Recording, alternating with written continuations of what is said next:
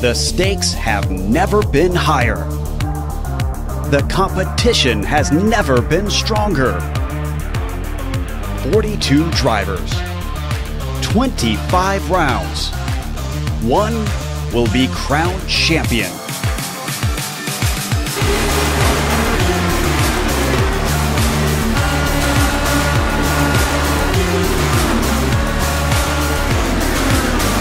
Competition, commitment, excitement.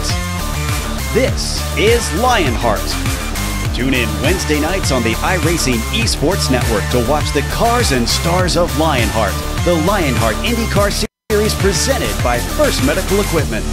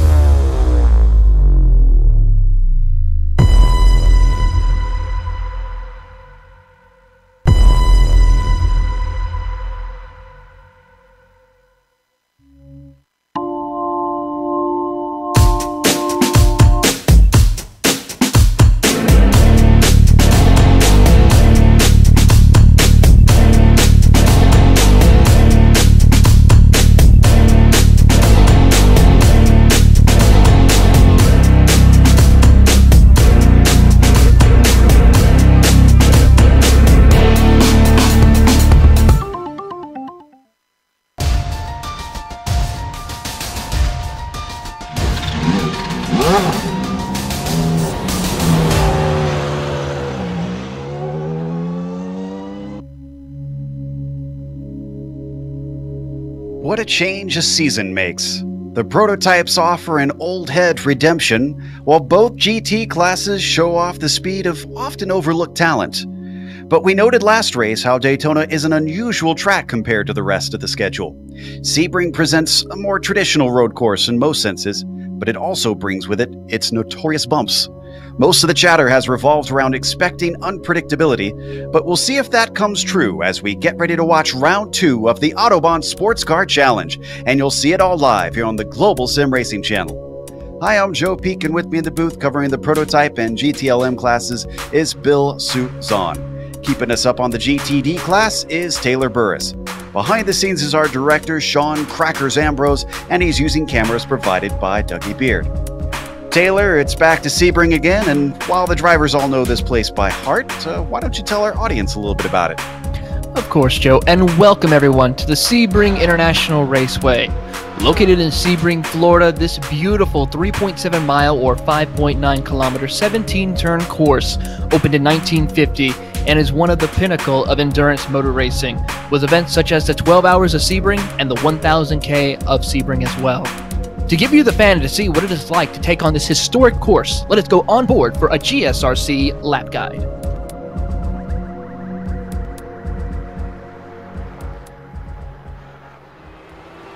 All right, we've got Amjad Yaman in the GSRC 4 GT, so let's do a lap around Sebring. Coming down the front stretch, the first corner is going to give you a really good idea of just how bumpy this track is. And this car can be a little shaky on entry into these fast corners, so expect any passing moves to be kind of hairy on both sides. Powering off this fast sweeper is important because now we approach turn 3, which is a popular place for overtakes. You can grab a lot of curb on the inside, but don't get too greedy because you can still knock the car loose on them. The racing line tends to reward a late apex here in 5 with how the curve tightens, but this is another place where it pays to be on the power early and with confidence. Big Bend is flat out, so this whole run acts as one long straight down to the hairpin. A lot of overtakes are going to happen with the heavy braking into this sharp right-hander, but it's also very easy to overcook your entry. Watch out for how the track weaves back and forth on the exit, and then try your best to straighten out 8 and 9. There's no lifting, it's all about just minimizing your steering inputs. But hold to the left because coming up is the braking for Cunningham.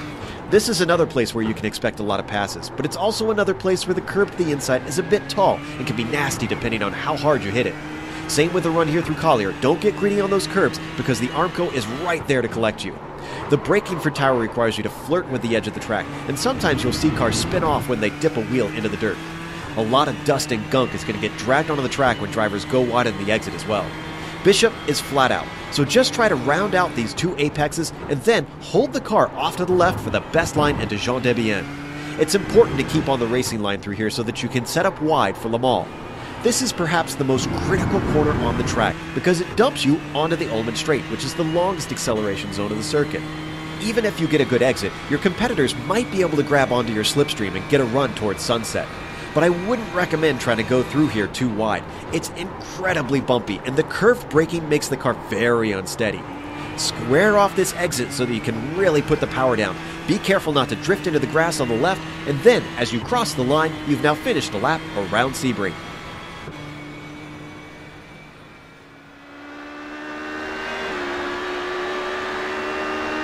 You see a lap around Sebring. We are looking at John Ulmer's car, our winner from last round. And to bring us up to speed about the various winners in each of the classes is Bill Zahn with the points. Okay, let's go ahead and we'll start looking with the prototypes here. And this is where John Ulmer, who's notorious for what we call having the cheese slide off the pizza. Well, it didn't happen to him, but everybody else had trouble, and Ulmer was able to have a relatively clean race by his standards, and he gets the win and the points lead.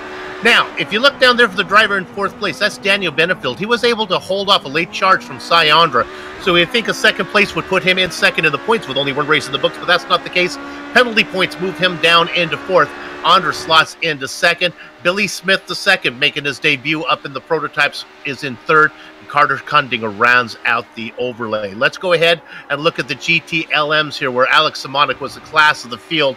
Now, a lot of new names down here. Mike Young, William Lester doing well as well. Olivier Turcotte, keep an eye on him. That's somebody we're learning about. He seems very competitive. And then there is a defending champion, Stephen McGarvey, making it into fifth place. Let's go down and look at now the GTDs. This is the AM Championship. Only AM, only bronze and what would it be? Gold? Silver. Help me out there, Joe. Silver and bronze. Thank you. Drivers allowed down here. Now, Santana, Kevin Santana is going to be really anxious to get this win. He loves racing in this class. A lot of new names. Mike Majors, Alan Haysbeck. Good to see him racing in there as well. Now, keep an eye on some of the team names as well, as Lamberti West is going to be a really strong team when we look at the team championship. Let's go there right now. As you see them up on top of the charts with Ulmer, Quinn, Santana, and Smith as their four drivers. Now, remember, all four drivers score for your teams. There's not that really a complicated method. They just allow 9 drop races for the entire season long. So you figure that you have 4 drivers on each team. That's 60 chances to score points for your team. They're going to take the best 51 out of 60. SRN Orange down there in second. Narwhals in third. SRN Gray, and then don't get confused with R2D2 or 3CPO. It is TMC1 in fifth. All right, Joe. Thanks for that, Bill. We've got a bit of a shorter race on tap today. Taylor's got more information on that. What are the race details? Well, due to the fact this is our second round of our 14th race of the season, we're still running with the same cars like we did run with the prototypes of the Honda HPD LMP2, our GTLM cars, which are the Porsche, Ford, Ferrari, and BMW, and then our GTD spec cars with the Mercedes and the Audi. This race is a 60-minute race, so drivers are going to have to be careful on making sure they come down for pit stops, as these cars are restricted on their fuel. So there will be a couple of pit stops we will see, but they can also make those needed adjustments and to help take the car better throughout the duration of the race. But one of the key factors with this race is very important: 24 incident limit cap. That means if a driver goes off course, makes contact with a wall or another car, or spins out, that will rack up an incident point. And if they hit that 24, well, unfortunately, their day will be done and be disqualified. So drivers are going to have to keep an eye out on that incident limit, especially at a track like here at Sebring, Joe. No doubt. Although the barrier is relatively close in a number of places, I suspect we might see a few repairs throughout as drivers find themselves with damage. Right on board with 5th place in the prototypes, Travis Henderson, who found himself with a good start to last race, but couldn't quite keep up with the immense pace of most of those around him. Speaking of pace, though, our pole sitter didn't fare so well last round, Bill, but he was pole sitter last round and currently provisional pole sitter again. Jason Girard seems to be the guy to beat on 1-lap pace. Yeah, it'd be interesting to see how he does in the Oakham cockpit car. It's good to see him racing in that one. Scott McGarvey sits in second, Ulmer down there as well. I don't know if qualifying here is going to mean that much. I think this is going to be a matter of survival and then a little game of chess going on. So, while it's always nice to be up front, keeps you out of trouble, I'm not sure if he went from the pole today. Certainly, and we're on board with Leif Peterson, a driver we're keeping an eye on lately just because he's been doing so well in GTE class cars in what we've usually seen him race in, but he's jumped up to the prototypes, had a rough time last race. He's not doing so hot in qualifying. He's all the way down in 12th still. He could yet still redeem himself. He's a hard worker. I expect him to get some pace. So we go to Liam Quinn, who sits in 8th, getting ready to finish his lap. He certainly is currently, on a 48.4. Let's see if the number 3's got anything underneath him as he crosses the line. That lap, unfortunately, not going to count, so we'll have to circle around again. While we watch the rest of this qualifying real quick, Taylor, you mentioned during the pre-race before we came to air, even though Kevin Santana was our dominant winner, you were keeping your eye on Scott Corbin, who is actually looking pretty good based on qualifying right now. Yeah, looking at the times in the qualifying in the GTD class between Santana and Corbin, they're practically identical. I mean, the only thing separating them is with Santana with a 35.3 and then Corbin with a 35.9. So Corbin showed a lot of pace at Daytona, but due to the fact of some unfortunate circumstances, he could not finish the race. So look for him to be quite interesting and aggressive probably later on in this race if he's able to make it through the rest of the race. How about Rutgers Kev? He just put his car in 4th, although this lap he's going to abandon. He's got more time to get back around. A 47.6 is good enough for being on the outside of the second row next to last week's winner, John Ulmer. Yeah, I don't want to be just clamor on here because, we're fans of Rutger Kev, but he's been doing really good. Of course, we're talking about Kevin O'Keefe in the 629 machine. Now he's down to 5th as Cy Onder gets in a qualifying time that you would expect as he moves up into 4th. Yeah, the competition continues to increase. That was Ulmer we just saw cross the line, and he goes to the front row. 47 flat for John Ulmer. That is 5 100ths off of Jason Girard. This is Liam Quinn coming around one more time. And this one is going to count. It is faster. A 48.1 bumps him back up to 8th. He was down to 9th momentarily. Regains what he had lost. Garcia is just behind him. He's coming around through Sunset Bend. Let's also not forget the GTLM cars down there. Alex Simonic continuing where he left off at Daytona. That was another very owner-like drive from what we saw from Alex, Bill. Man, he was unstoppable last round. Yeah, I don't want to take out of the air out of the balloon on the very first round, but if things go the way they should, Alex Simonic is going to be tough to beat for that championship. Of course, it's a long season. There are a lot of things can happen, but right now he's got to be the odds-on favorite to get that one, even when he's racing with Jason DeVries in that same class. Well, the good news is that this round, it seems like Stephen McGarvey has upped his game. He lacked pace at Daytona, but Stephen has qualified on the front row in the GTLM class. There we see Mark Wilson on screen in the prototypes get his first timed lap in. That'll put him at the bottom of the prototype field in 14th. You talked about McGarvey lacking pace, but that's kind of, he's never ever been really that quick of a driver. What he's great at is taking a 5th place car and getting a 3rd place, or taking a 7th place car and getting a 5th place out of it. That's how he wins championships, and he's fast today, though. Well, Scott, very similar to that. You see him on screen, and he's actually, well, I don't know about diminishing his qualifying pace today because he's in third. He's on a good lap right now as we watch him. This is towards the end of the lap through Jean Debienne. Let's follow him all the way to the line. This won't be his final lap if he's able to take one more after this. So as he comes onto the Ullman straight, you can see the number 64 car. Got that white, black, and orange scheme on him through Sunset Bend. We ride on board, looking over his shoulder. Keep it nice and tight down to the apex, powering off the corner. Is this going to be faster than that 47.1? He crosses the line, and it is not a 10th off of his best. And he abandons it. That is going to be it for Scott McGarvey in qualifying.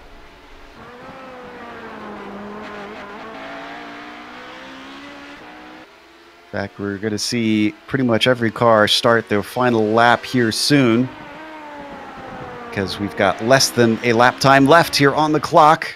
This is for the overall poll that we're watching for the prototypes.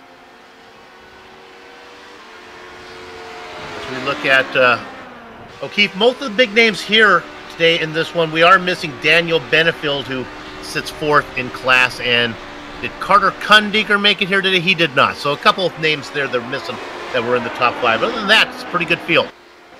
Taking the drop weeks a little early, unfortunately. They do. This is Jason Girard that we're on board with. He's already on pole, but he's going to extend it.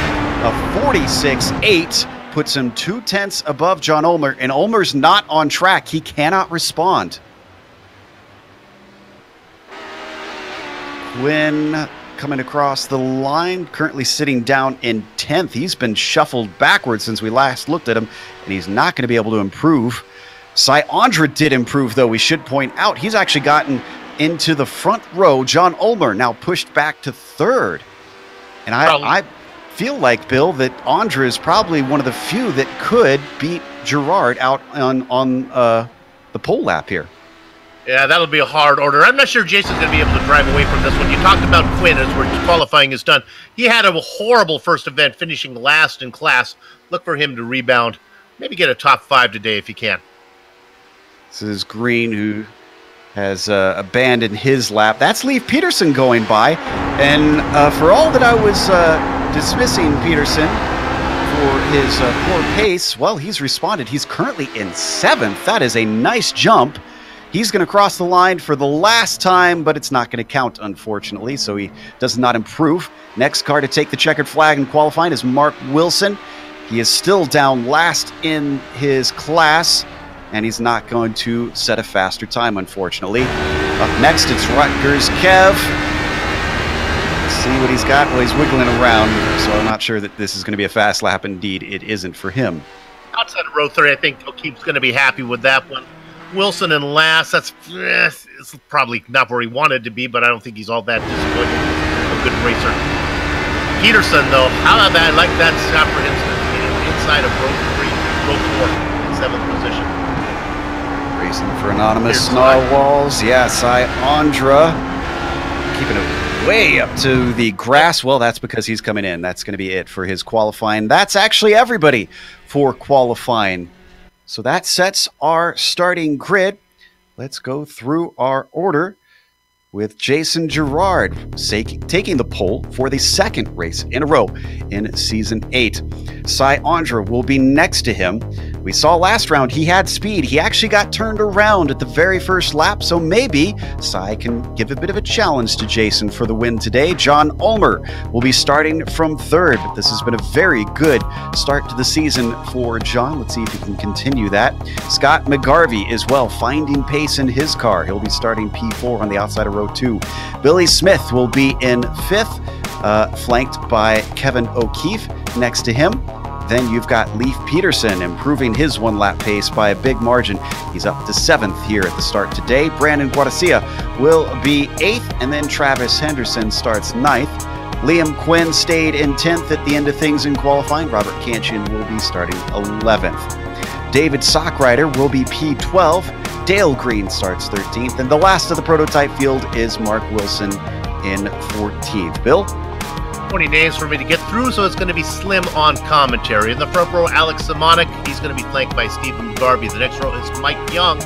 Olivier Chicot is going to be in the 4th position. Ross Booth and William Laster fill up the next row.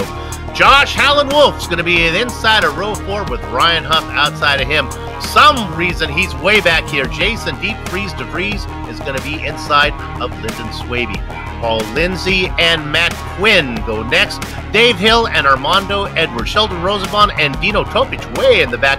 Tyler Giamette and Mark Schindel in the next row. And Chris Costa, Joey Trunvel are the last 2 drivers in 19th and 20th in class.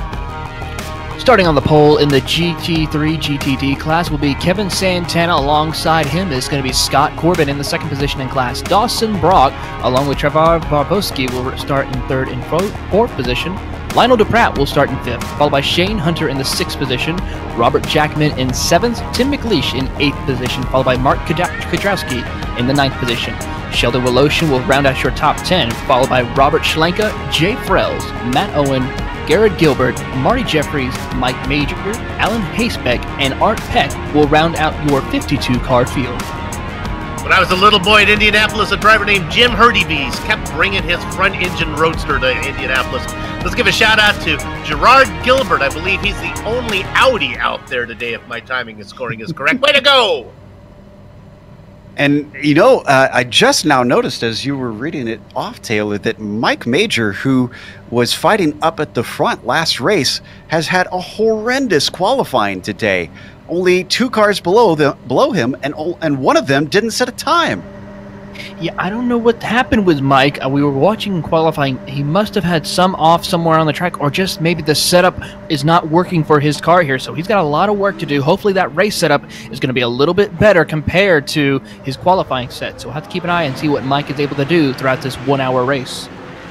All right, Bill, your gambling senses have some more information fed to them.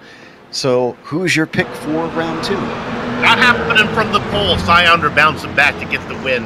It's going to be Jason Gerard down in the GTLM class. Hate to be boring, but we're going to go chalk in this one. Alex Simonic gets the win. Taylor? It's a tough one here as well in the GTD class. You got to love Kevin Santana with his dominant performance, but we have so many other drivers here. I'm not going to go with Scott Corbin today. I'm actually going to keep my eye mostly on Mike Major. Ooh, maybe a climb through the field. We'll see. One thing that we won't see a lot of is the track because, well, it's going to get dark here. You can see it's still somewhat twilight, but it is already past 7 p.m. virtual standard time. And I expect that this race will be pretty much pitch black towards the end. If not, the sun will be incredibly low. Already, the lights are on all the cars as the Porsche pace car leads them around the hairpin. This track's so well lit down the main straightaway. And then that's about it. Then it's really, if you Game of Thrones is coming, boys and girls, and if you know that one, the night is dark and full of terrors. Yeah, thankfully it's not like what we had with one of the Camel GT races where they said it's so late the poor Audi cars didn't have lights on them. And they were basically having to go by the lights on the Nissans when they passed them. Right on board with one of our GTD drivers. They're going to do a split start as they always do in this series. 52 cars here today. Woo! Traffic time.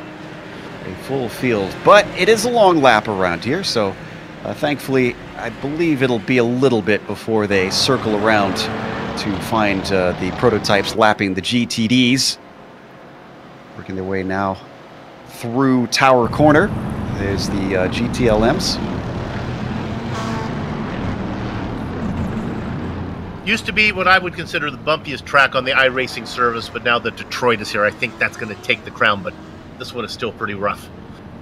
You know, that's a good point. You started saying that, and I was like, well, what's bumpier than here? And I'll give you that one. I think Detroit's probably bumpier. You can't... I mean, Florida's going to have a hard time competing with Midwestern weather.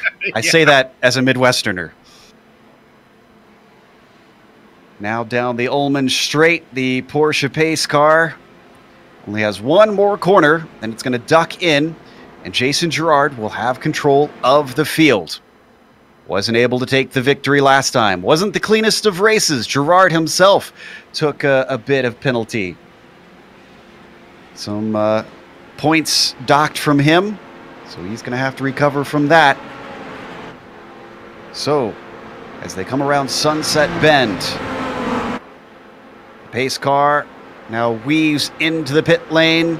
Jason Girard waiting to cross the starting line. Green flag waves. Jason Girard immediately slots in front of Cy Andra. John Ulmer gets into third with Billy Smith. But look at this. Oh, tries to go around the outside of Andra. Doesn't quite work out for John. But it's mostly clean through the first corner. Let's go back to the GTLMs. Bill? Crossing the line like now, Alex Simonic gets the jump. He's going to be well out in front. McGarvey is side by side with Mike Young. Let's stay on this a bit as Mike Young on the inside. McGarvey gets the minimum outside, takes it off in the grass. I think we're going to be okay. They slot in behind. Taylor? Starting at the line, side by side, it's still Santana now decides to gun it. Now Scott Corbin, while Dawson Brock and Barbowski are going to be side by side as they make the run down towards turn one. Shane Hunter following up in the 5th position. Let's see who survives going into turn one. It's still going to be Santana, as we see by the looks that the 45 of Lionel DePratt makes a bold move into turn one to go against Shane Hunter as they make the run into Christian's corner. Contact between the two. Shane Hunter gets into the back bumper of Barbowski right now. That's going to cause a lot of problems here in the back of the pack. Hunter completely off, and he's found his way back on, but there's only 2 cars behind him. Yeah, Katrowski. What happened there? McLeish, not sure. Well, as we come back to the prototype battle, we'll get the replay a little bit later. You can see Girard has pulled himself a slight gap over Cy, nearly a second. John Ulmer continuing to try and apply some pressure on Cy in the early stages of this race. We falls back through Sunset Bend. Andra with a great run off of that first corner. Don't forget Billy Smith behind them, who showed himself having some decent pace at Daytona. He sits in 4th. Oh, and what happened to Deep Freeze? He's falling down the order. You know, he just went a little bit wide. He must have had a cut course. Yeah, that's what it was. He had to serve a slowdown penalty. He pulled to the inside on the Ullman straight, let everybody go by. Remember, he qualified way far in the back. Got to give a tip of the hat to all the guys in the GTLM classes. They went through the twisty sections of this track. They were side by side, and everybody was really clean. Some great driving from all those guys. Simonic running away from it in the class, though. Look at this side-by-side battle between Swaby and Topic. Oh, and Lindsay, excuse me, not Swaby, unfortunately has to duck to the outside of turn 5, not only give up the position, but now fend off Matt Trouble in turn 1. Our leader, Kevin Santana, just lost it coming out, and he made contact with Scott Corbin. Kevin Santana still stuck off of turn 1, trying to get the car turned back around, back on track. Great view of this from Dawson Brock, who was 3rd to the scene. Happened right in front of him. Dawson gets on the binder, so let us go by. Watch Brock in 3rd. Whoa! Great heads up. Poor Kevin Santana just unfortunately lost it in front of everybody and then had to get tipped around. He eventually returns literally in last place of the entire field as we watch the view from Dawson. Look at this. What a save by Dawson Brock to be able to not make any more contact with Kevin Santana. Looks clean, now has to chase down Scott Corbin, who's about 8/10 up the road from him. And Lionel DePratt now slots into the 3rd position in the GTDs.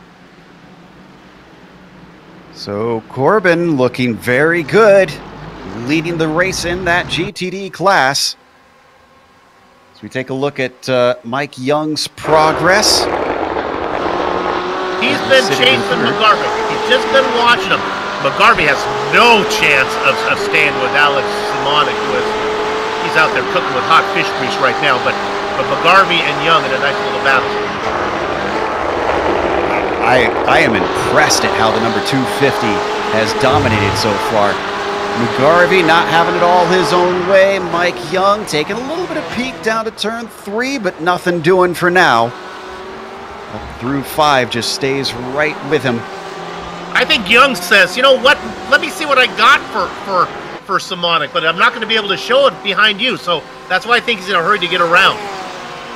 He's got a good run down to the hairpin, but he doesn't poke his nose out, just stays right in behind that BMW.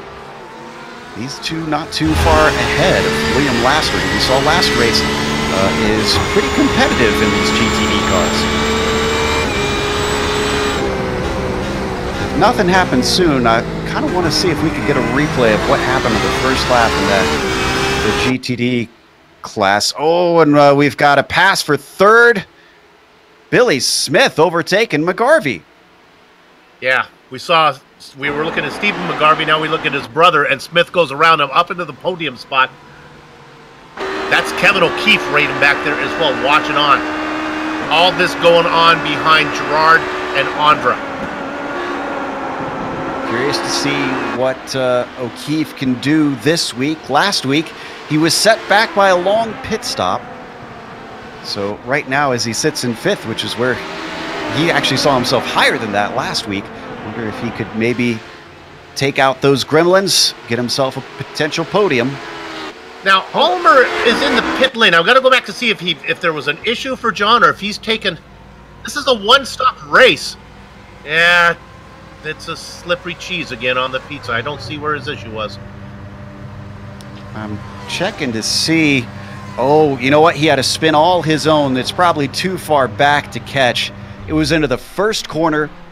He oversteered into the inside wall.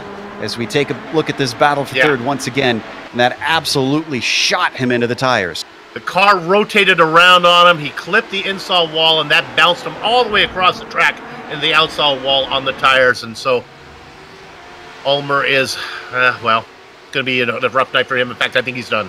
Yeah, he's disconnected. He's retired early. Sad to see after what a fantastic effort. Meanwhile, the battle for the lead in the GTDs has closed up. Dawson Brock, newcomer to this series, Taylor, is certainly eyeing a potential first win. He has been all over the back bumper of Scott Corbin as they come out of Christensen corner through turns 4 and 5, as Trevor has come down pit road with some damage right now. But this battle between Corbin and Brock has not let up at all. Corbin had a little bit of damage to the nose of his Mercedes-Benz right now, so he's going to have to be careful with that, keeping an eye on that, especially coming down pit road. As they make the run to the hairpin, Brock takes a look to the inside, shows his nose, but thinks twice about it. Into the hairpin, it's going to be Corbin still holding off the likes of Dawson Brock, while Lionel Duprat is about a couple of car lengths back, but just in the right amount of position in case something happens between the top two. He is able to maybe swoop in and take the lead from these two. Brock considers himself an oval driver. He's doing really well on this twisty circuit. Well, he's not going to get an opportunity this corner. We've got a chance now. Why don't we look back at that replay for what happened to Trevor Vavrosky and see.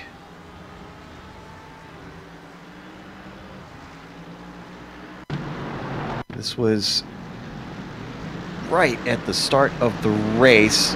I think you got the best look at what happened here, Taylor.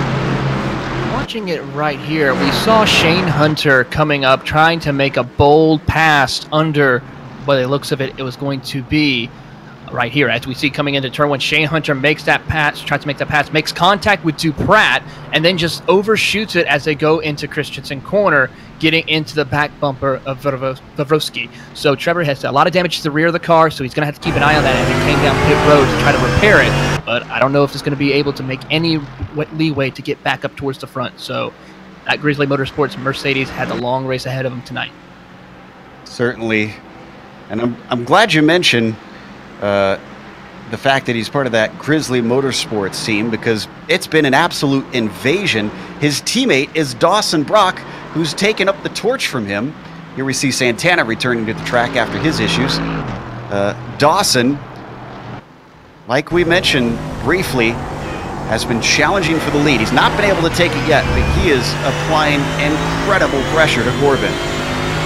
He is trying to show his nose in some parts of the track. As we see now, Corbin take a little bit of a defensive line, trying to hold them up, not letting him pass on the inside, and then getting back into the racing line before they enter the hairpin. We see Corbin doing a little bit of late braking compared to Brock as they're coming out of the hairpin, heading the way through Fangio corner. So Corbin's being a little bit driving smart right now, keeping Dawson Brock right behind him, and he's doing a great job of it, trying to make a little bit of redemption after last round at Daytona. If you didn't watch last round at Daytona, and this is your first time this season watching the Autobahn series, a reminder that this is now fully an AM class. Great to see these drivers get to be highlighted up at the top. Corbin, Brock, Duprat even. How about Lionel Duprat fighting in the podium now? This is a great run for the 45. It is. I mean, last season we saw him run in an LMP1 class, but was more of a back marker for some races. But here in the GTD class, he is running in third position, putting on a great run here today at Sebring. I tell you what, though, Dawson Brock utilizing the slipstream, trying to close that gap on Scott Corbin. Up in the prototypes, Bill, they've caught traffic. They're already weaving their way through them. One of the longtime drivers in this series, Robert Tinsey, got the name of Bob the Blade. He's not participating this season, but don't worry. There's some surgery being done right now out there by Jason Girard as he works his way through this traffic. Man, he is flying, and he has opened it up on Girard now 3 seconds, or on Andre by 3 seconds. Yeah, those three cars that we were watching a minute ago were the second, third, and fourth place behind him. This is our leader. Really streaking away from those three. Andra, Billy Smith, and Scott McGarvey are second to fourth, respectively. Haven't been changing positions, but are very, very close. They've got Sheldon Woloshin up ahead of them, and they're in an awkward corner to try and get it done. Smith finally finds his way through, but as they pick up speed, I wonder if Scott McGarvey is going to get a chance with the draft. No, he's starting to drop off. O'Keefe behind him does not look to the inside. They stay in order. A little bit of a downforce difference in setup there as it looked like Billy Smith has some great straight line speed. This will be fun to watch as they work through traffic. Now, they don't have much traffic in front of them for a while. They'll be coming up on Robert Jackman, but it's just one car. We jump back in this class. Yeah, Guardacia trying to hold off Quinn, who's also trying to attack Peterson. This is a battle for P6. Peterson has actually jumped himself up one spot since the start of the race. Thick traffic here. Leaf doing the best of it, finding himself a gap over Guardacia. That's Kevin Santana and Robert Lincoln that they work their way around. And now they go around Matt Owens. And man, it is fun to watch those prototypes go through traffic. Ooh, so we got to spin a sunset bend. That was Girard getting in the back bumper of Scott Corbin. That slows him down enough that Cy Andra has taken the lead. In fact, Girard down to third. How much damage is on the car? He's losing out to Scott McGarvey behind him. He's going to try and box him in, and it works. He stops the bleeding at P3. The car basically came to a stop after he got into the back of the slower class car. But man, the front end looks really, really crumpled up. I'm not sure how fast that car's going to be in a straight line. Let's see if we can get a replay here. Yeah, this is worth taking a peek at. Tried to thread the needle between the two cars. Yeah, this is kind of just a bit of a late move here. We're a little far back. This happened in the Sunset Bend. Now we should be getting it here soon. This is good, though. If we can stay on board, you'll get an idea what you want to do. So we get down when we get to the Ullman Straight. But we're going to go off board. Let's blame it on the sunlight. That's what I'm going to blame it on. That there was some glare, and he didn't see the second car. He was flashing his headlights. Maybe he thought he would be able to get two, but yeah, very late move down to the inside by the green and black kinetic machine. I wouldn't blame him too much, though. He's got to take his racing line eventually. Yeah. Now, we didn't get to see it, but as that was happening, Billy Smith actually had to go off track to get around traffic coming up to the hairpin, 4 wheels in the grass, and keep Gerard behind him in the process. Right on board with Smith now. Contrary to what the commentator said, Gerard seems to be pretty good pace, but it might just because he is in the toe of Smith. And he will be able to get repairs once we have the pit stops come. Garvey's I think the lights just came on.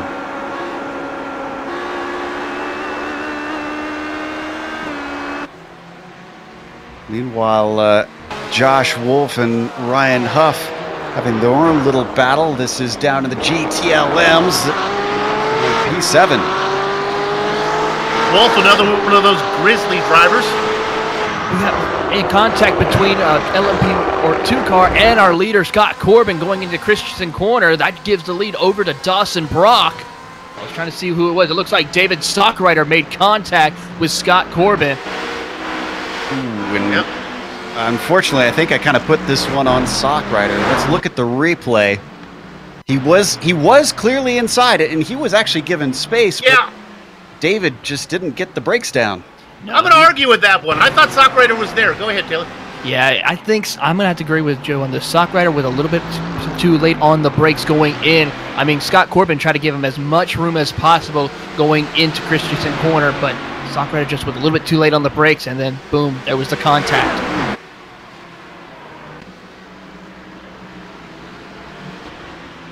So we watch Corbin try to recover. He's second in GTDs, about a second behind Dawson Brock. Yeah, he's got a lot of damage now to that nose of the car, so he's going to have to be careful. Either try to get it fixed on his pit stop here momentarily later on in the race, or try to find a way to just hold on and maybe something happen with Dawson Brock to where he can get back into the lead. But unfortunately, unless something worse happens, it looks like Scott Corbin's going to hold on to that second position. But he does have to worry about the likes of Lionel Duprat, who's closing in. Taylor went back, took another look at that Stockrider, and said, I'm with you now again. I think you're right. Stockrider made the pass, but couldn't keep that tight inside line. Back to the prototypes. Jason Gerard still sitting in third and still trying to get second place back from Billy Smith. As Scott McGarvey keeping a very watchful eye. But if Scott can't make a move, don't forget, that is Rutgers Kev and the Blue Machine, the warm-up lap car. Trying to see if he could maybe scout a position. This is going to get interesting really quick because they're going to be coming up on 3 cars here pretty quick that are doing battle in the, that would be in the LMP2s, the GTLMs. GTLMs, yeah. There we go. That's Tyler Gilmet up in front of them trying to chase down Chris Costa. They are catching at a high rate of knots as they come through Tower. They're going to get a small straightaway. Oh, but a very good run by Gerard. Not sure if he's going to be able to take advantage of it as the cars try to squeeze them over. They need all the track into the grass for Jason Gerard, but he keeps it together. That denies him a chance at an overtake. Now onto the Ullman straight. They're going to be able to get by Schindel in the Ford just ahead of them. That was certainly some saving grace for Billy Smith. And for Mark Schindel as well, as they caught him in a good place. All 4 drivers get through. Schindel going really wide through Sunset to make sure that Kevin O'Keefe gets through. So we watch from O'Keefe's perspective. He's starting to get closer to McGarvey.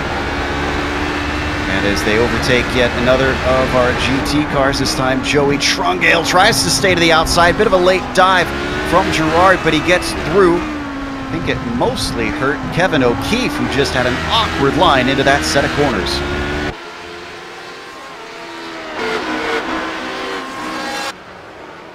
So a little bit of a spread. We haven't given a whole lot of love to the GTLMs, and I see it's awful close for second place. They have been class. Yeah, it's McGarvey, Young, and Laster really going at it, and that's how they have been. Laster might be the fastest of the 3, but he just has not had an opportunity to get around anybody. They have clear track in front of them.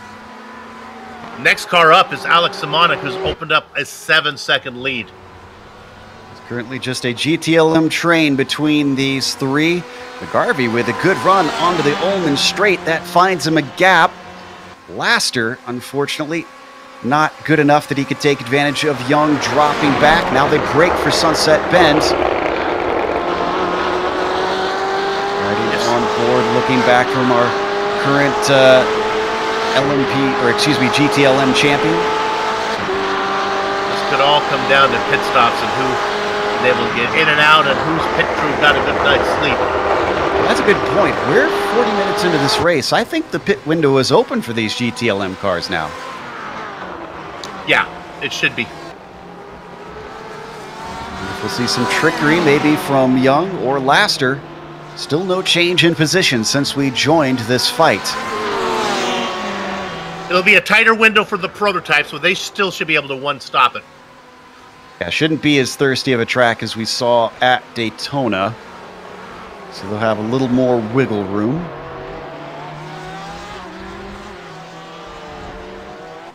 I have to confess, this is a calm start to a Autobahn race compared to what we've seen in previous seasons. I know our director put in the heavy-duty replay button. He's not even having to use it. This has been a very, very good race. Right on board with the SRN Motorsports driver, Mike Young.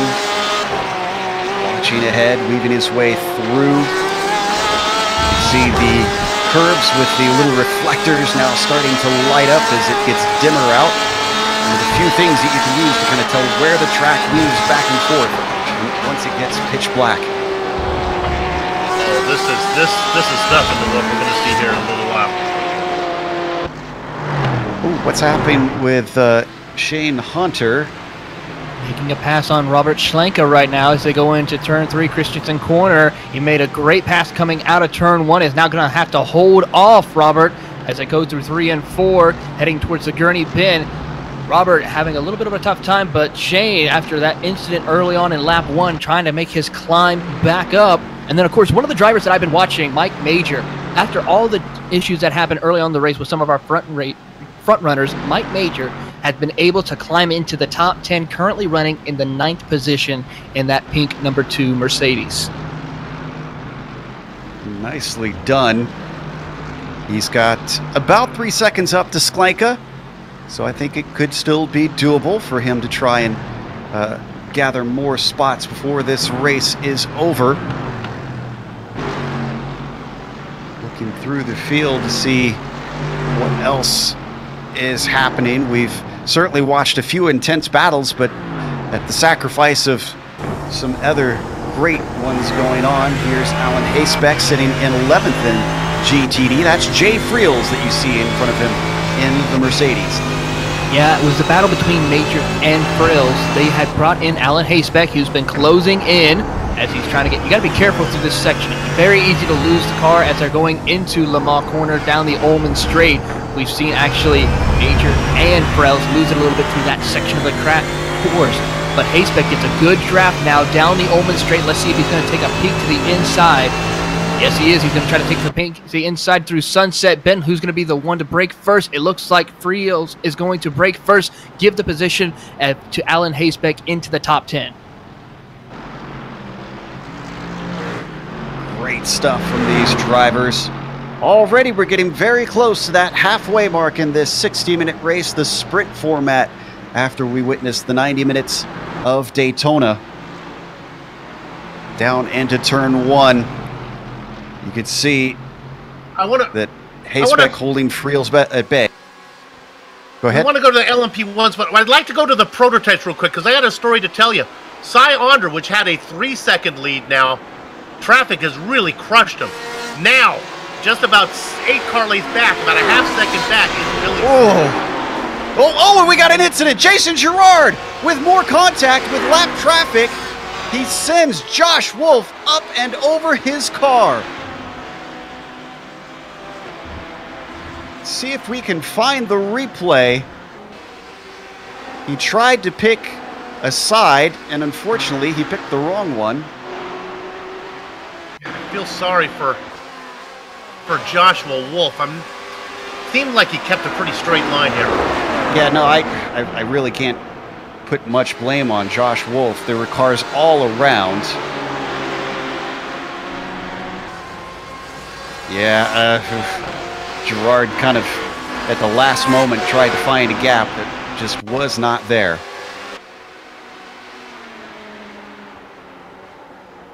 Watching from above, get us a better perspective. This is a racing incident. This is just a lot of cars in a little area, and it's going to happen. It was a spectacular wreck for sure. That is another Grizzly driver falling by the wayside. Bear season. As we come back live, battle for the lead starting to kick up. Smith has run down Cy Andre. He's got a heap of traffic up there. It was Art Peck trying to get a slow car that's trying to park it on the inside if he can. Oh my goodness, here comes the pass. Billy Smith making a 3 wide. He gets him. Makes it look like he's standing still. That is the battle for, I believe, second in the GTLMs that they're going by. Tries to sit it up the inside, but Cy Andre can't find the hole. He is going to have to settle for second place. Billy Smith up to the front, having started this race P5. And McGarvey works his way through, as does O'Keefe. And then the battle for second in the GTLMs is McGarvey, Young, and Laster. This is not looking like a good season for Jason Girard. He already got penalty points, didn't get the finish he was looking for in the first round, Bill. I wouldn't be surprised if more penalty points came his way after this one.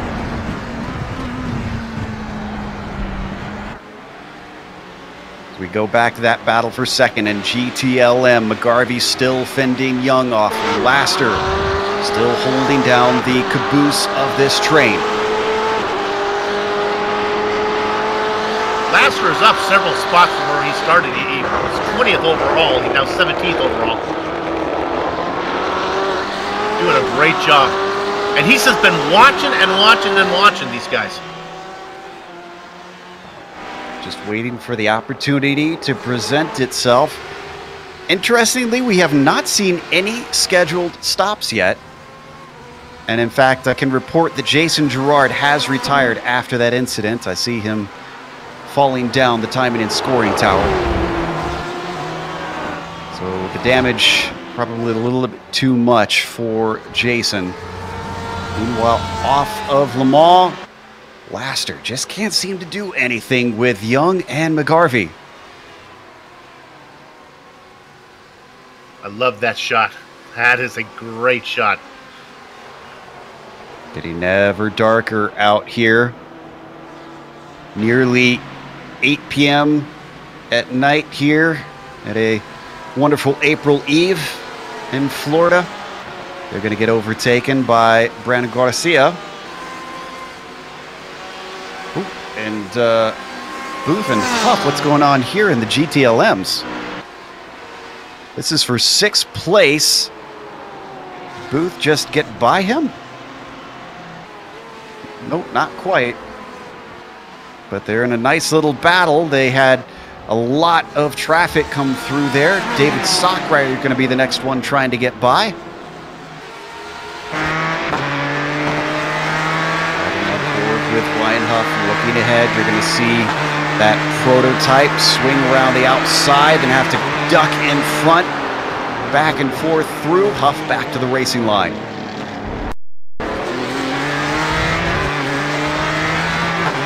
Sockrider cleanly through. Not done yet. Travis Henderson closing up behind. Continuing to stalk. This time he pokes his nose in, looking a little bit for it. Almost gets to the back of him. Stays out of contact. Ryan Huff obviously getting a little bit antsy here.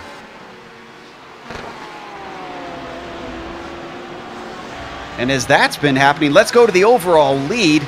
More traffic for both Smith and Andra. And it's now a 4-car train as McGarvey is there and O'Keefe is in the mix too. They work their way through Jay Friels and Tim McLeish.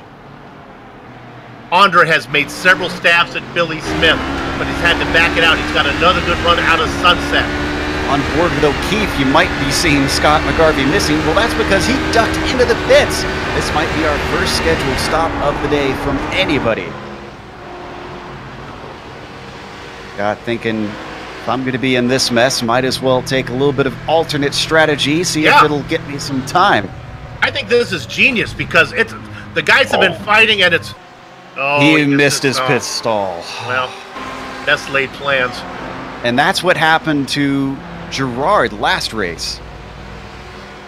These drivers have got to keep themselves from making these simple errors. They can be so costly. He's now out and gone, but we're not going to really see the pain of that small mistake until the other drivers have pitted.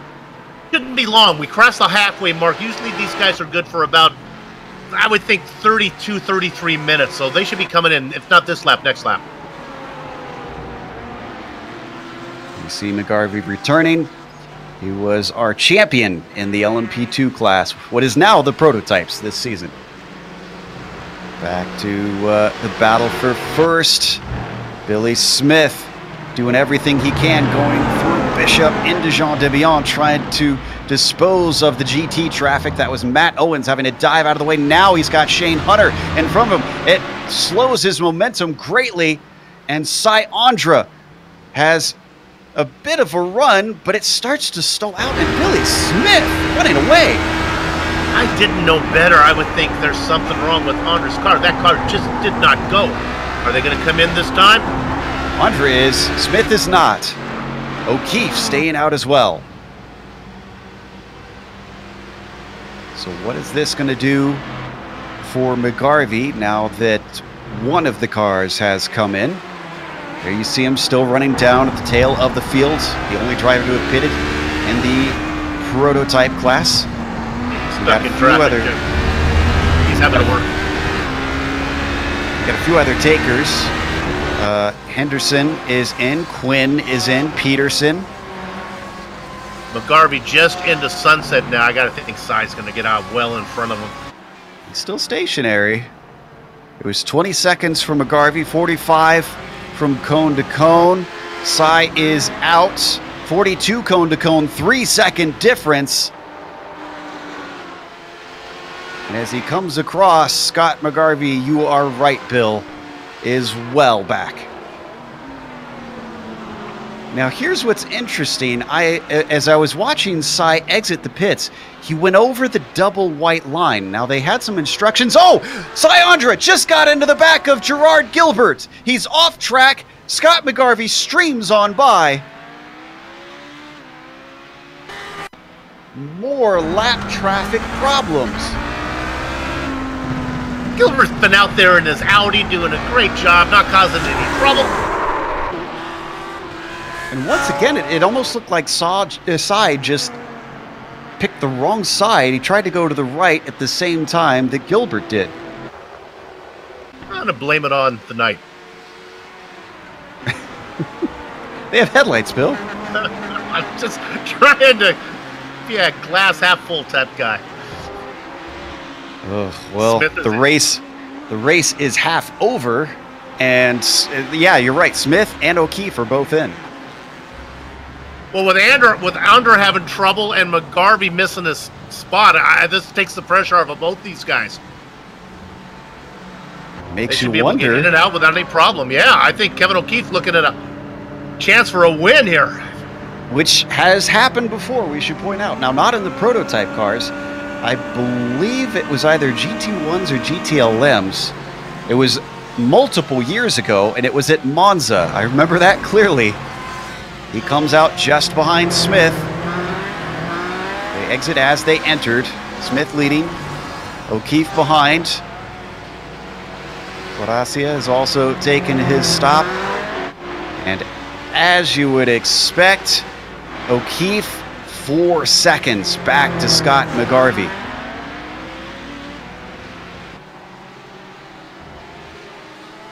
In fact, Cy Andra came out the worst out of all of that exchange. He's down to 6. Guaracia and Quinn both jumped him. Well, big names having trouble with Andre and Gerard, both now out of the picture. A surprise, but will offer an excellent opportunity for some other fast drivers to get their name up at the top. We'll see if they can handle it or not. And can we go to Leif Peterson, give him some love, because he's battling side by side right now with David Sockrider. This is for P8. He's trying to take it away. Sockrider's going to be on the outside as they come up to Cunningham. Both of them deep on the brakes and coming up to traffic. Gerard Gilbert, who's probably had his fill of dealing with these prototype cars. Let's Sockrider get to the inside. Sockrider's going to come out ahead. Oh, but he bobbles off the corner. Here comes Leif Peterson, streaming on by through Bishop. Now he's got the spot. Give P8 to Leif. Good job of Double G getting out of the way. They're doing a great job.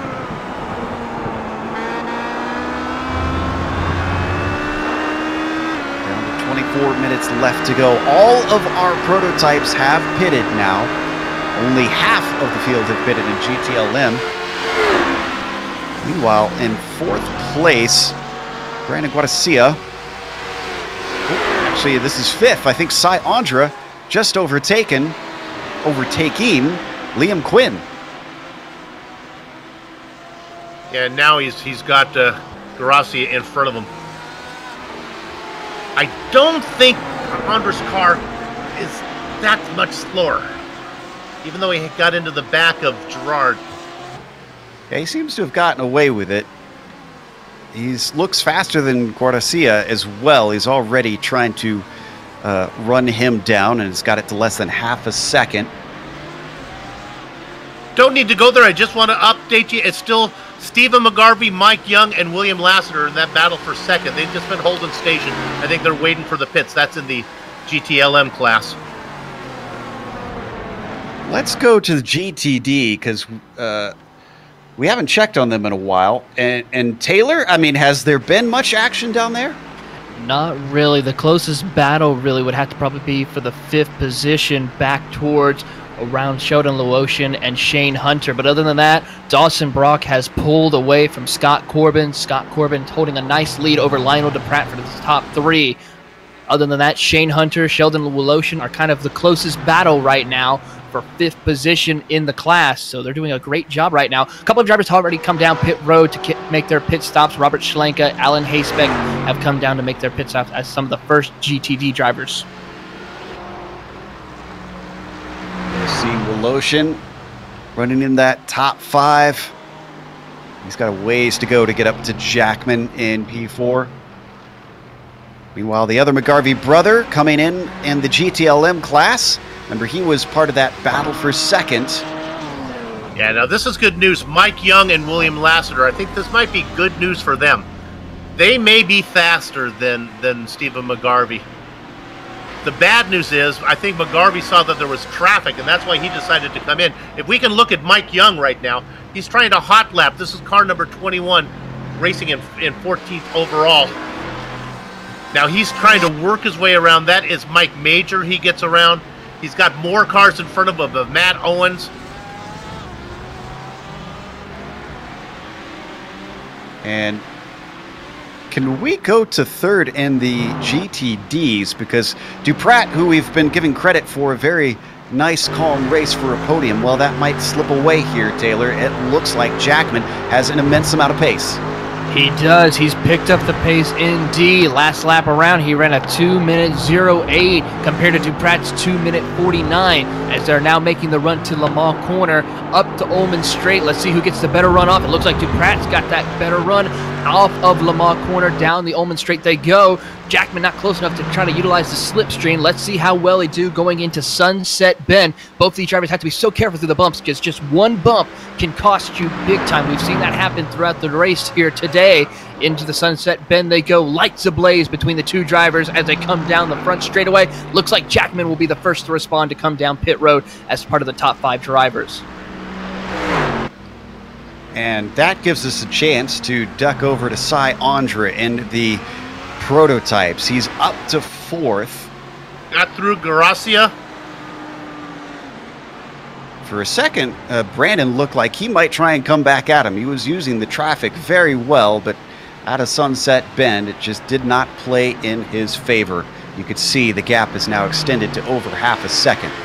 The GTLM's Mike Young comes in for his stop, as does William Lassiter. Their goal is to get out. Our leader is also in and out, Simonic. Their goal is to get out before Stephen McGarvey. This will be fascinating to watch. Stephen's actually coming around Sunset Bend right now. You can see Mike Young's already taken his stop. He's got to get to the pit exit, and I think Young had some trouble potentially. He nearly ran into the back of another car, but we'll watch the pit exit instead for now. If we could get a replay later, this is a good one, and in the end, it looks like, yeah. Stayed out one lap longer, even with the traffic, and he was able to get him. Can we get an onboard of Stephen McGarvey through Sunset Bend? The drivers were told to try not to swing out wide and then come back in when they needed to pit. And poor McGarvey, he had a GTD car that did not heed this advice. We need to back up just maybe a few more seconds here. It was Marty Jeffries who pitted from far track left.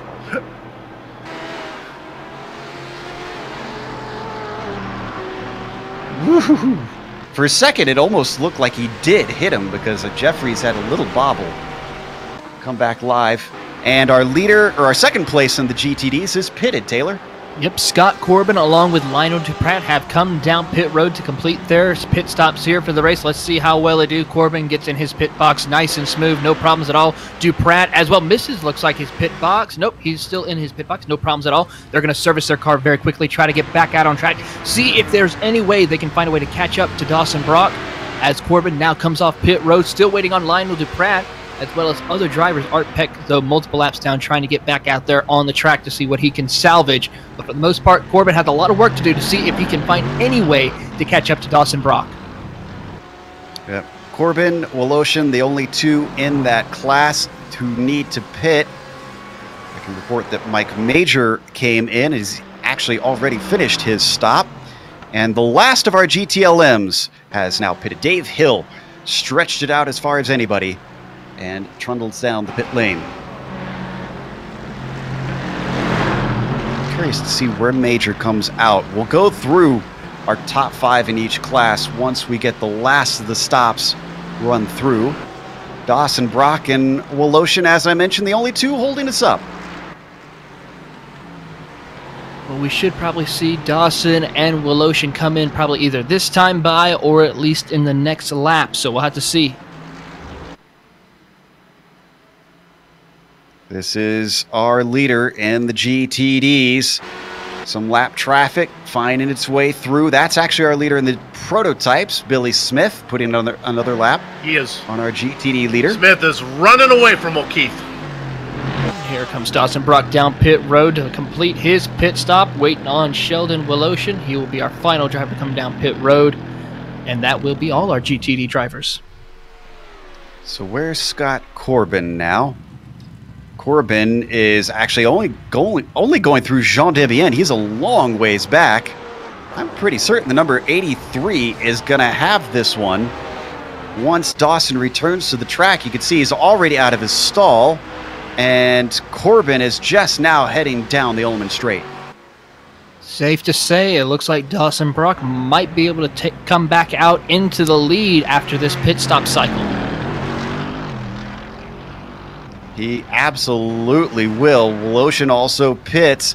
Corbin only just now crossing the start-finish line, re-inheriting second place. But as the timing and scoring rights itself, I'm curious to see the gap, because this is impressive from Dawson Brock.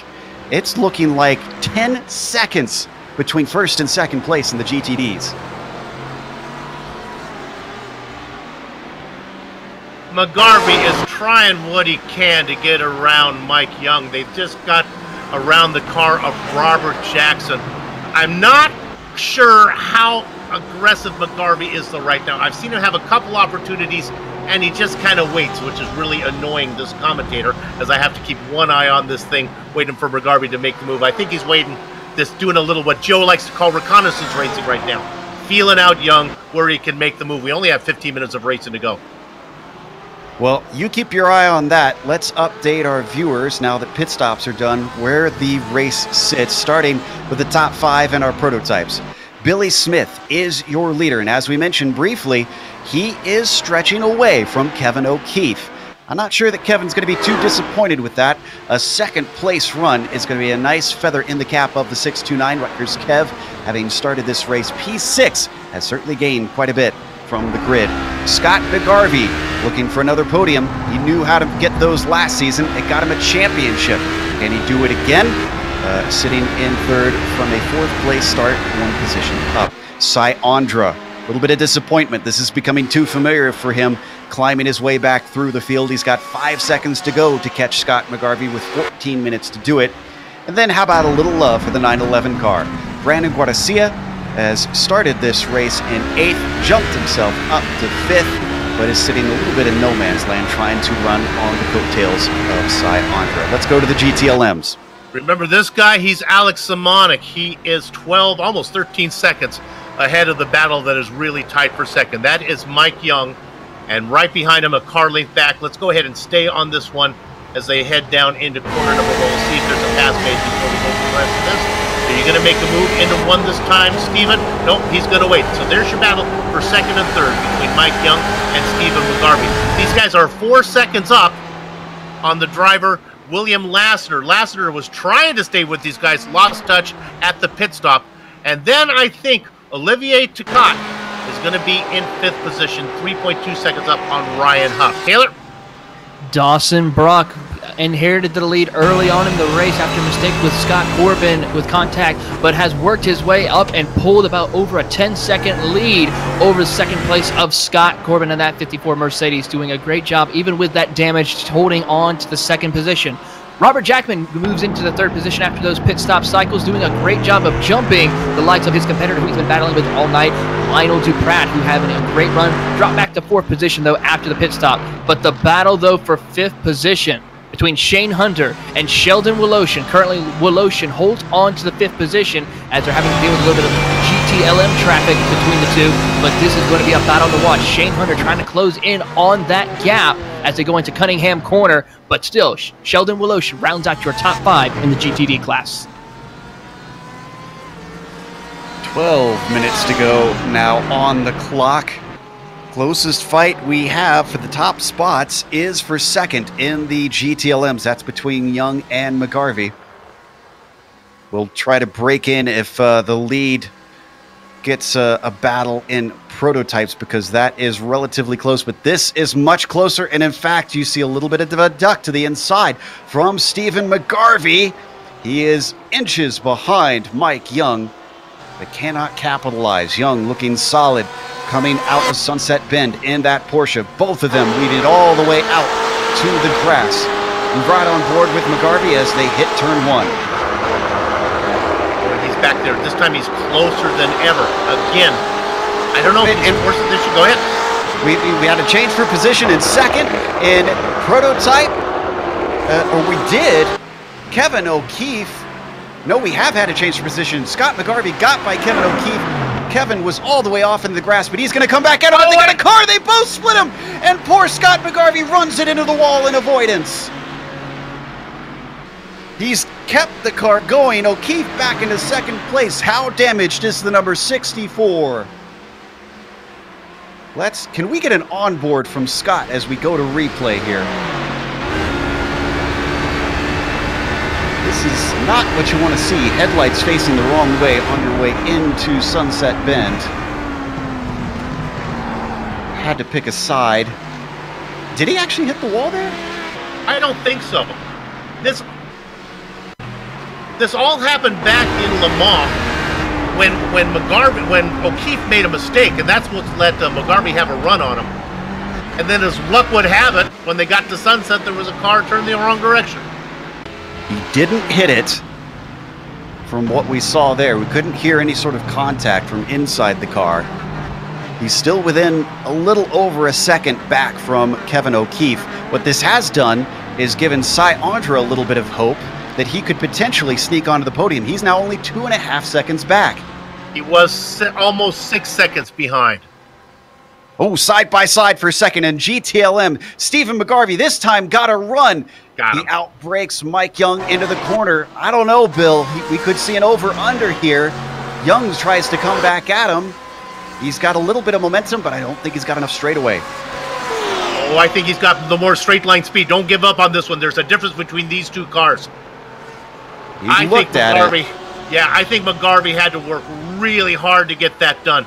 If Young can stay with him through the technical section, he'll have a chance when we get to the long straight. There's a lot more straight line speed in Young than there is in McGarvey. They come up behind Scott Corbin now, the driver who races in second in the GTD class.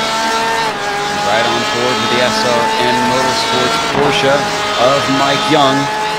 They dispose of Scott Corbin. Second in GTD around the hairpin. A little bit of more traffic in front of him. That's Joey Trungale, actually within their own class. They head towards Cunningham. Stephen McGarvey has himself now into second place. Best of the rest, a whole 15 seconds behind Alex Simonik. This is essentially the best these two can hope for. Yeah, they're just waiting maybe for Simonik to make a mistake. They're right behind. That is Trungale. Boy, he is really hung up, and that's Stephen McGarvey. Flashing his lights at him now, trying to let him know he needs through. He's in a fight. Trungale obeys, lets them through. Nicely done by Joey. This next corner coming up, corner number 16, Lamar, this is going to say a lot here. He's about 3 car lanes back is Young. Now it's 4 car lengths back. A good drive off the corner for McGarvey. I would expect as much. But let's see if the straight line speed of Young is enough to get there. He's running out of time. Boy, he's slow. He's nice. Only 3 car lengths back. He's not going to get there. He'll have one more shot out of Sunset. Try to make a shot down into corner number 1. With 8 minutes to go, he'll have a few more bites of this apple. Riding on board with McGarvey. You can see in the rear view, not mirror, but rear view screen of Stephen. That's Mike Young's headlights continuing to apply pressure. Not missing anything up in the prototypes for the moment. This is where the action is. I'll just tell you, 8 minutes left to go. Once Kevin O'Keefe got ahead of Scott McGarvey, don't get confused by the multiple McGarveys, Kevin has been able to drive away. So you have Kevin O'Keefe ahead of Scott McGarvey for second in the prototypes. You have Stephen McGarvey ahead of Mike Young for second in the GTLMs. Can it confuse you anymore, Bill? Yeah, I got it. I'm just thinking of the poor fans. Yeah, you nailed it.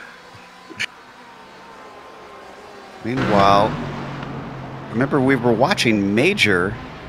Well, he's climbed his way up to 7th, and he's looking at P6 because poor Sheldon Woloshin has that pink car riding all over his rear bumper.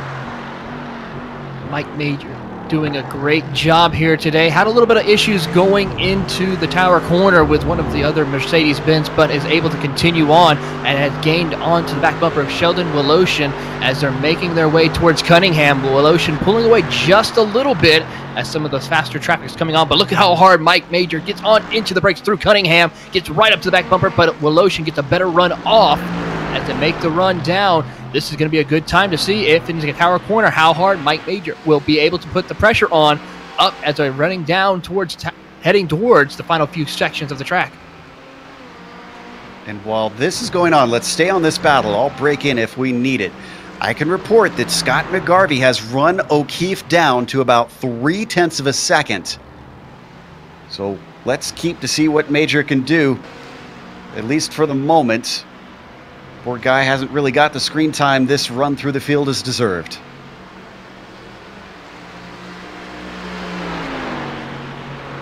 A little trouble right now as some LMP2 traffic is coming up through the field right now. Sorry, now we got to break in because McGarvey's got the run. O'Keefe to the outside of turn 1 and turn 3. And Scott slides through. Got him. Let's take a look at the replay. Just creeped forward, looked like a textbook pass. And in fact, I'm trying to see, no, he couldn't defend. You could see that, just the shot off the corner. The number 64 car gave himself the inside before Kevin could respond. Excellent work from Scott McGarvey. So McGarvey's in P2 in both the prototypes and the GTLMs. Indeed, it seems that is the McGarvey position for this race. Now 5 minutes left to go as the clock starts to run out. Oh, and something happened to O'Keefe. Andres now into third. Oh, he had an error. If we could get a replay on board O'Keefe. It looks like maybe the curb and Collier caught him out. Watch the hands here. He does a good job of saving it. And then, I don't know if that's Andre flashing as he goes by. I don't know if that was just to let him know he was here. He's back ahead of him, and they're going 3 wide into Sunset Bend. O'Keefe is around the outside end of Blue Machine. The black car of Cy Andra wants to get himself onto the podium. O'Keefe is done with falling downward. He's already given one position away. He doesn't want to give away the other, and he manages to hold Andra at bay.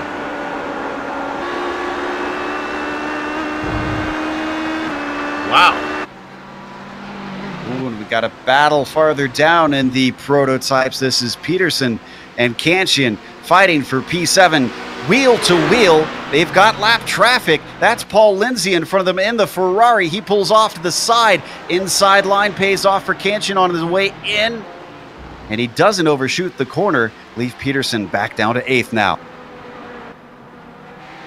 Kanchian up 3 spots. This podium for the prototypes is just an absolute wild card. I don't know how, but O'Keefe has recaught McGarvey. You must have had some sort of mistake for him to catch up to McGarvey that quickly. And all the mistakes from McGarvey and O'Keefe give Cyandra a shot at second. I'm not sure if Andre's car has much to fight with. I think he's going to war with a slingshot and a pocket full of dryer lint, but he's doing the best he can. It's basically a battle for best of the rest in all 3 of the classes, because Billy Smith has extended it to about 4 seconds ahead of these 3. This is down in GTLM, Stephen McGarvey and Mike Young, still very close together.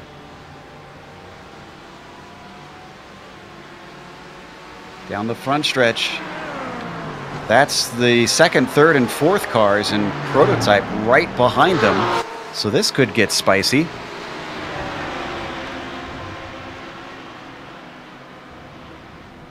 Riding on board with O'Keefe. More traffic up ahead of them. O'Keefe trying to find a way.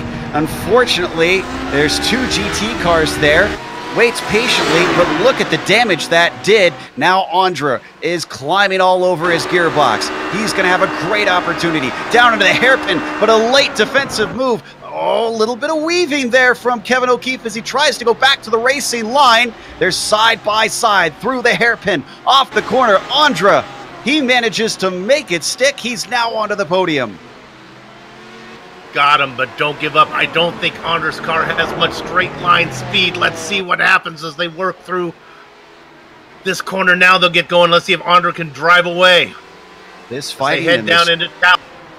This fighting in this traffic is a gift to Scott McGarvey. He's a 2.5 seconds ahead into 2nd place, trying to do what he can to get away from it just so that he doesn't have to deal with any more of this action that he's had for probably a good 20 minutes now. Just a minute to go here. Are we going to look at a white flag pretty soon? Yeah, absolutely. White flag this time by for Billy Smith. You can see him there on the screen, that white and red car, as we now hop on board. He comes around Sunset Bend. Just one more lap for Billy Smith to take not only his second podium of the season in the second race, but a win here to kick things off. He missed out on the championship in this very car, though it was labeled differently. Flashing his lights at Marty Jeffries.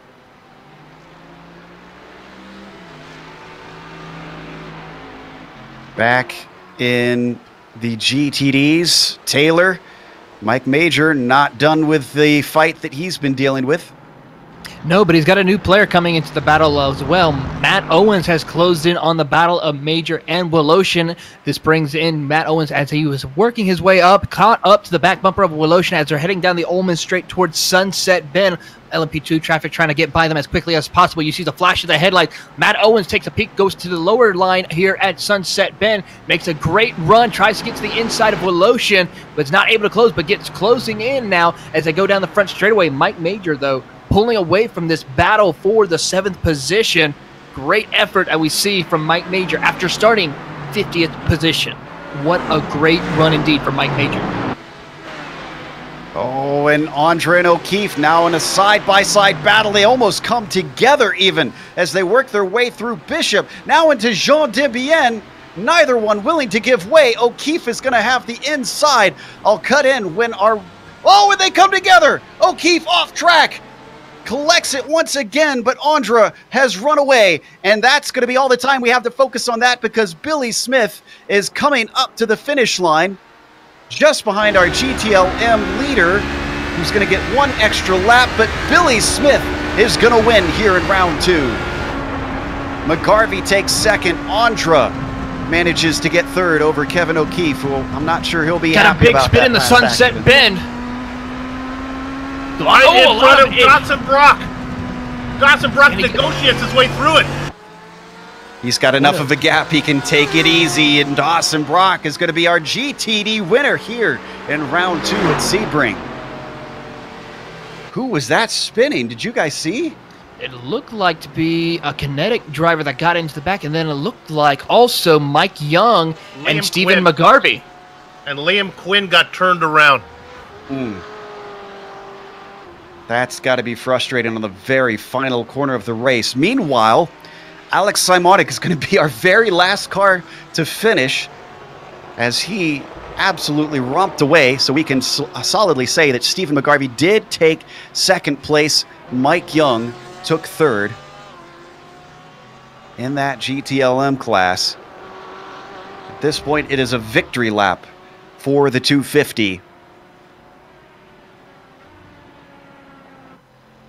So this bodes well for fans of Simonik Bill that wanted to see him redeem himself after last season, missing out on the championship from too many poor results, too many missed races. Can't do better than a first and a first. Unless Alex Simonik falls in love, I don't think there's anything that's going to stop him from getting the championship this season. Down the Ullman Straight, through Sunset Bend. And there you see the BMW of Alex Simonik. Win number 2 in race number 2 in Season 8. Can anyone stop this man? Now, before we go to break, I want to correct myself. I said Kevin O'Keefe might be a little upset about the ending. He said, no, might be my best road race ever. I love Autobahn. So I guess he's not unhappy at all. He must have enjoyed that fight. Let's take this one to break. We're going to have all the upcoming races here on the GSRC on your screen. But after that, you'll see the unofficial results as well as driver interviews. So stick around.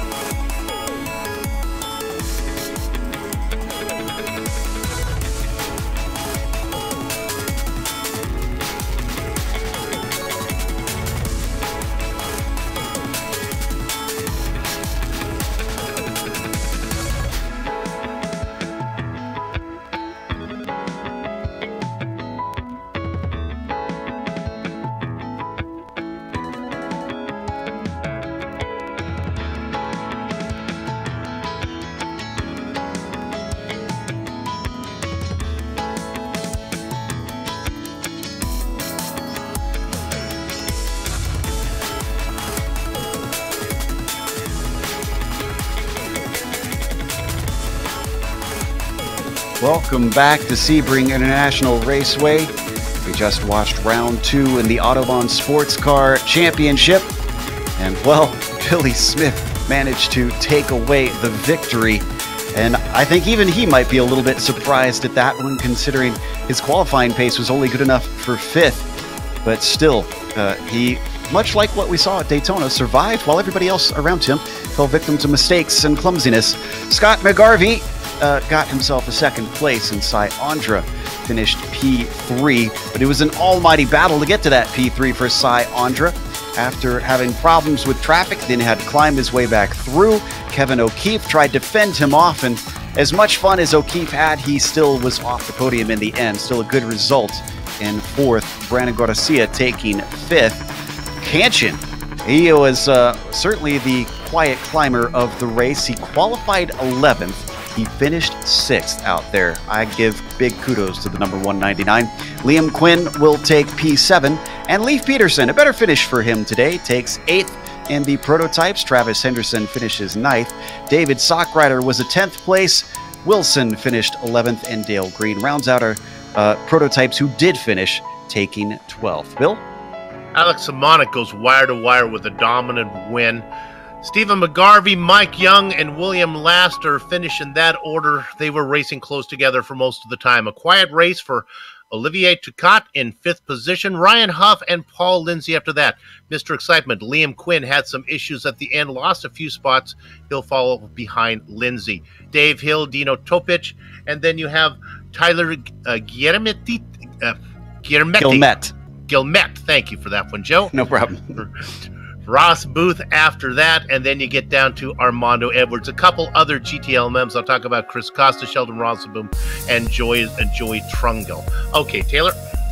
Winning in the GTD class will be Dawson Brock, followed by Scott Corbin, finishing out in the 2nd position. Great effort by both of those drivers. Coming home in the 3rd position in GTD will be Robert Jackman, followed by Lionel Duprat in 4th.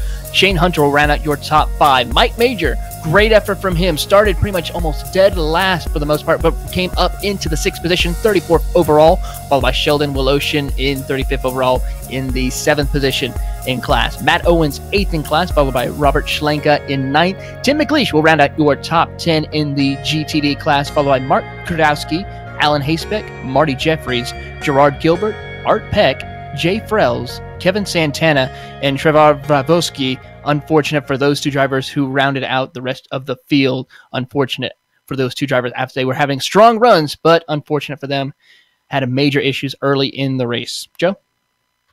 We've got our winner ready to talk to us, Billy Smith, and I said in the post race, I'm not sure who's more surprised, you or us. From 5th on the grid, this looked a lot like what Ulmer did in round 1. Yeah, Joe, before the race, me and John kind of strategized a little bit, and John wanted to go with low downforce, and we talked about it and decided to go for it. And we knew that, you know, Cy and Jason just have ridiculous pace here, and that was going to be tough, but we were hoping to be able to stay with them and then use the low downforce to our advantage in traffic. And a little bit extra luck went my way, I guess, and come out on top.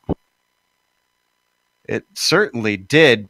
And as you found yourself getting position after position, because you look at your chart, you're 5th at the start, then suddenly you're 4th, then suddenly you're 3rd, then you're 2nd.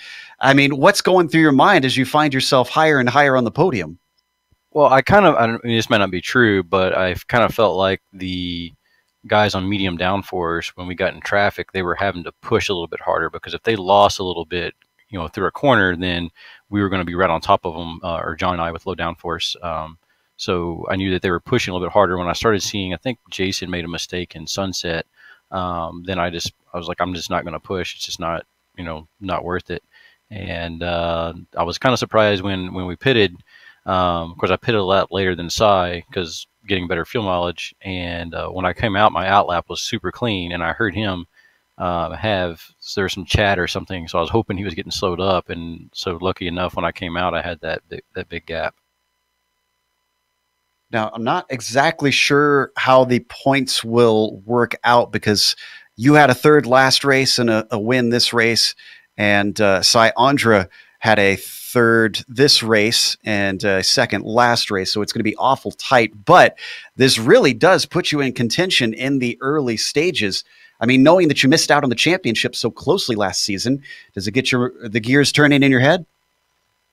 Oh, definitely, Joe. And I mean, this field's so tough, as you know, and it's so super competitive. And last season, I think Steven, I don't think he won a race, and he still ended up winning the championship. So it's just going to be about minimizing the damage, or minimizing the bad races, and just being up there, basically getting podiums every race. And that's what I'm going to aim to do. Well, you're already well on your way with 2 podiums in a row, one of them being a win. Congratulations, and can't wait to see you at Road Atlanta. Thanks, Joe, and thanks, GSRC.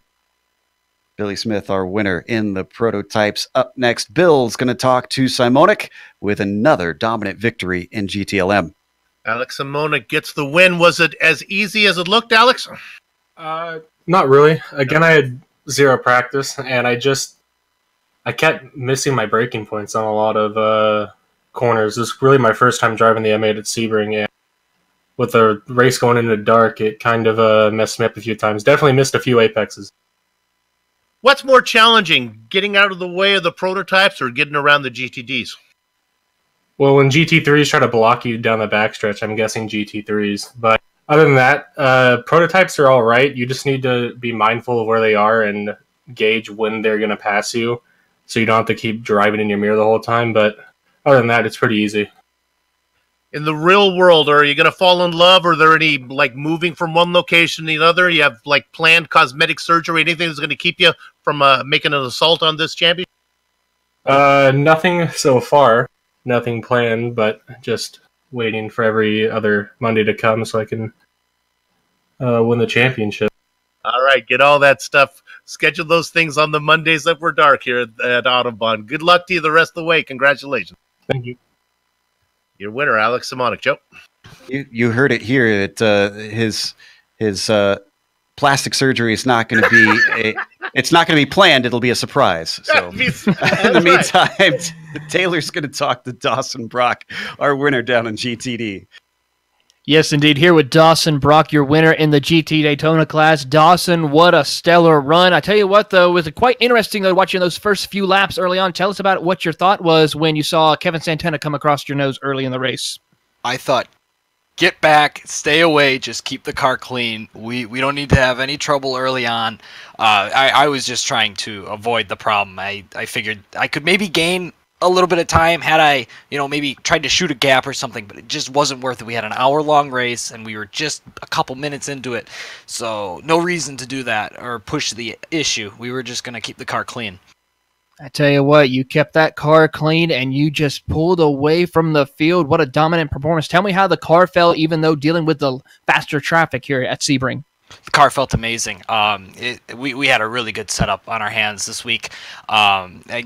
I know we're the Grizzly Motorsports, but I also work with Torque Freak Racing, and that was kind of how I could get a good setup here this week. And boy, the car was it was meant for the nighttime. So as the race went on, the car just kept getting stronger and stronger and stronger, and it was a big part of what we were able to do here today. You think you can take the fight to the likes of Santana and Corbin this year? We saw you already beat Corbin and Santana this week, but what about next round?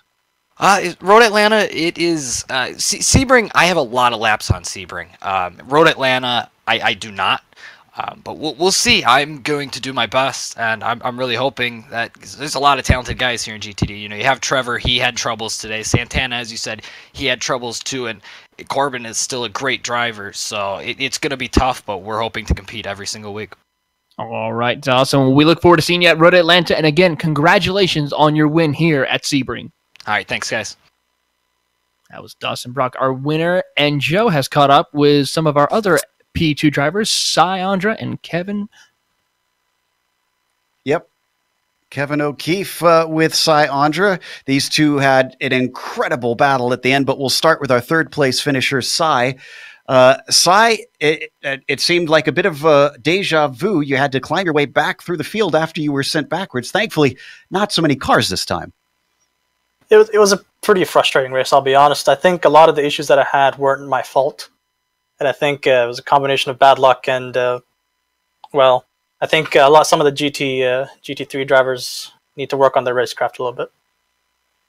Let's go to Kevin. Kevin, it was also similar to last round, where you suddenly are up towards the top as those around you fall by the wayside due to mistakes. But this time you didn't have a pit stop error, and this time you were in the thick of it.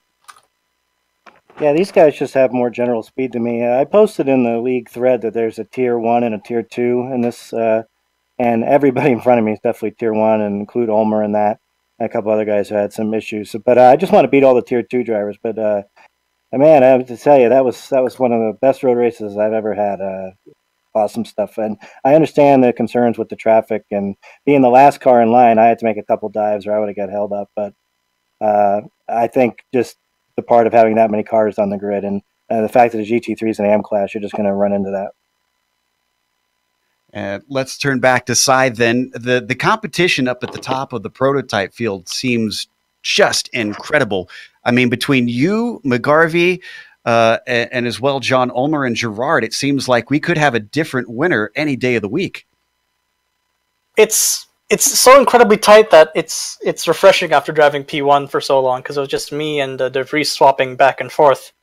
But this kind of because in P1, if you spun or had like a little bit of an off, you'd probably only lose 1 position, maybe 2 at a stretch. But in HPD, it's so tense that if you have even a minor mistake, probably losing 3-4 positions. Yeah, it certainly seems like things are just incredibly tight. Now, we'll finish up with Kevin. Rutgers Kev, you were off the podium this time. You had a glance at one last race. You mentioned your win last time. We thought actually you might take the win today. I mean, do you think a podium is on the cards in the remaining rounds this season?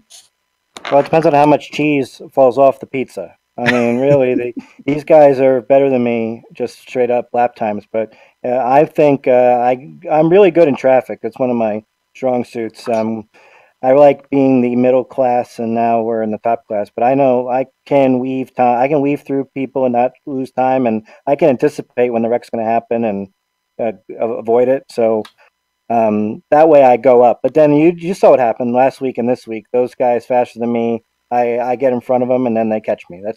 But I expect that to be what happens most of the year. But if I can finish top 5, that would be awesome. At a podium, that would be awesome too. All right, we'll keep an eye out for you. You've certainly given us a lot of fun so far this season. That was Cy Andre 3rd, Rutgers Kev 4th today, and it's going to close out our interviews. So we are going to thank a few people, of course, before we go. We want to give a big thank you to John Ulmer and his team, because, man, after 8 seasons, you have to say this series has gone from strength to strength, just putting on a great show. I don't think we've had a season that's been mostly dull, or very few races that are dull at all in these 8 seasons. But also a big thank you goes to the companies that provide the software and hardware for our broadcast. You can see them listed here on your screen. Additional thanks go out to June Lalonde, who provides our wonderful music. See the screen for how to get a hold of more of her great work. And thanks to the team today, Bill, Taylor, Sean, and Dougie. If you'd like to find out more about GSRC, including upcoming races, you can find it at globalsimracingchannel.com. You can also check us out on social media. We're on Twitter at GSR Channel, Facebook at Global SimRacing Channel, and Instagram at GSRC_Graham. Don't forget, head on over to our YouTube page and hit that big red subscribe button as well, so that you don't miss a moment here on GSRC. The next race, as we mentioned, going to Road Atlanta. That'll be Monday, April 22nd at 9:15 p.m. Eastern. We also have upcoming races for other series listed on the screen, so check those out and mark them down on your calendar. But until next time, race clean, race hard. We'll see you on the track.